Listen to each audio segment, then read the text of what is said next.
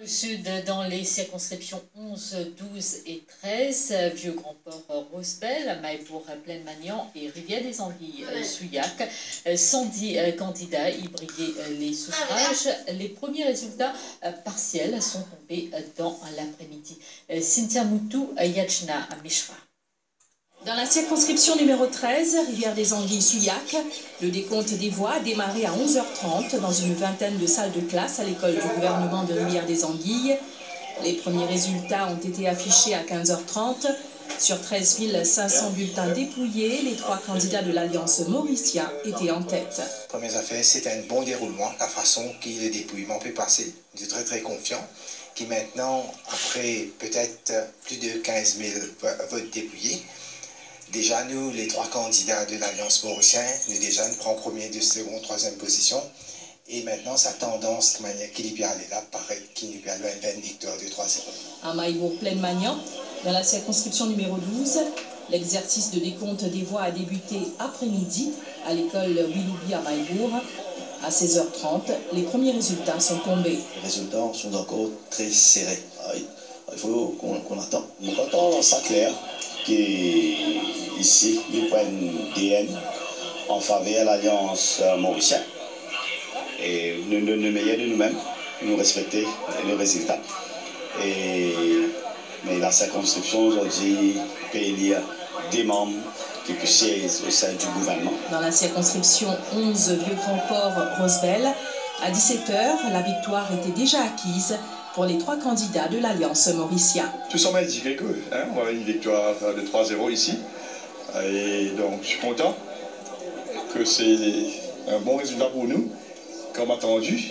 Donc ça a été, comme on avait toujours dit depuis le départ, une campagne courte mais intense. Et en même temps, c'était une campagne basée sur les résultats accomplis, le bilan réalisé pendant les 5 dernières années. Aujourd'hui, c'est le fruit de ce duel à deux, la circonscription numéro 11, qui montrait cette confiance en l'équipe. Moulin Zodi représente l'Alliance Mauricienne et nous là, travaillons pour chaque Mauricien.